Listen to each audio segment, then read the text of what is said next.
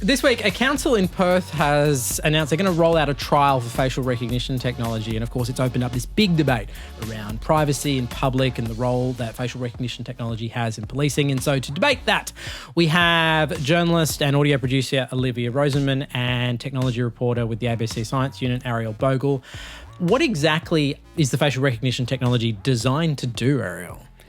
East Perth has been quite close-lipped actually about the ways that this technology will be used.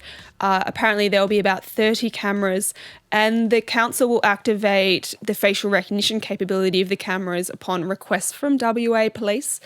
There's a question there about exactly when it will be used, how will warrants be required.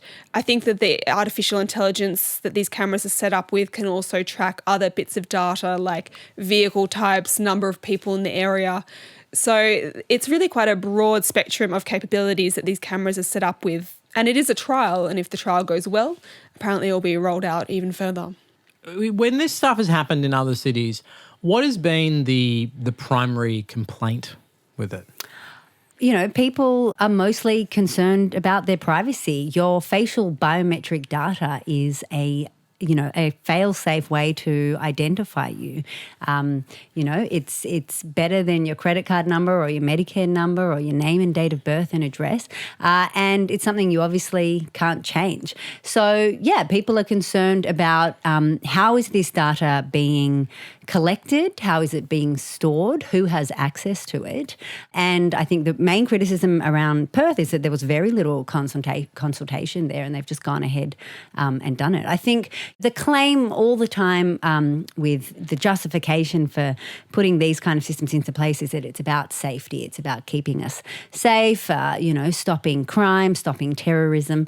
But I think, the overarching fear is that it's sort of inching further and further towards a surveillance state. Is a surveillance state an inherently bad thing, Ariel? I could probably sit here for about 60 minutes and list all the issues with facial recognition technology. The first one is that its role in policing is completely unproven. Much like CCTV, it's about the theatre of surveillance, about the theatre of policing. So when it comes to facial recognition, its role in actually collaring criminals is very much unproven, which leads me to the second point, is that a lot of researchers have shown that many of the main commercial facial recognition providers have inherent problems with the data that their system has been trained on. So they have shown extreme inability to accurately identify people of colour, especially African Americans, where one of these tests were run. They have issues with recognising women. They have many other issues along these lines. So we actually don't know what data system Perth is using and what database it was trained on. Was it trained on the faces of the type of people that might live in Perth, or are we at risk of false positives, which has happened in the UK when they've rolled out facial recognition, that could end up collaring completely innocent people in Perth who were just minding their business but happen to be the victim of an algorithmic error because there's so little transparency about what system is being used and how it's being trained. Where's the trade and how public, I guess, should that trade be? Absolutely, that's it. It's always about a trade-off on how much of our privacy are we willing to give up to, in theory, protect us if something bad happens.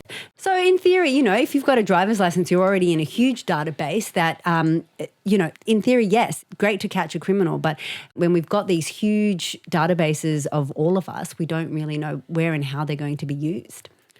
The ironic thing too, while Australia is enthusiastically rolling this out in Perth, in stadiums in Queensland, in New South Wales, in Victoria, San Francisco just banned facial recognition technology.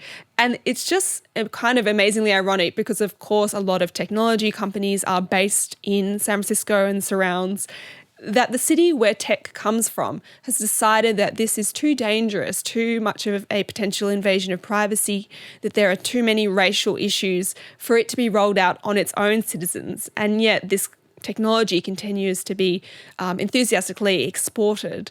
And even Microsoft and some of these other big tech companies have called for a sort of moratorium or a pause on the rollout of facial recognition technology until we understand all the potential issues with it and how it could be used not just for policing, but of course for the flip side of that, which would be for surveilling minorities or for other sort of ulterior motives.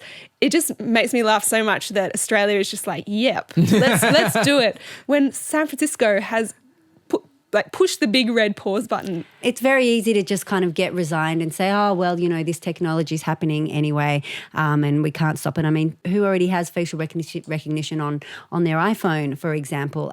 I guess the difference between you turning on facial recognition on your iPhone is that you are volunteering to do that. It's a choice. It's a choice. And that data is stored different. on your phone, Apple says. Yeah, and who is in charge of regulating this stuff? As we said, it's happening in Perth, in Brisbane, in Victoria. The federal government gave $500,000 to a startup who wanted to use facial recognition for roll calls in high schools. And then the Department of Education stepped in and said, no, this is not okay. So the Office of the Information Commissioner, in theory, is the body that would regulate this, but they have very limited powers. So that is something that could be addressed. And people are also calling for like a biometrics commissioner, which is probably not a crazy idea in this day and age. And there's lots more of this in the podcast. We're also talking about YouTube and Facebook's moderation policy and what's fair, what's not fair. Have they stifled free speech, or should there be some speech that is stifled? All that you can find on the podcast. Download this show right now.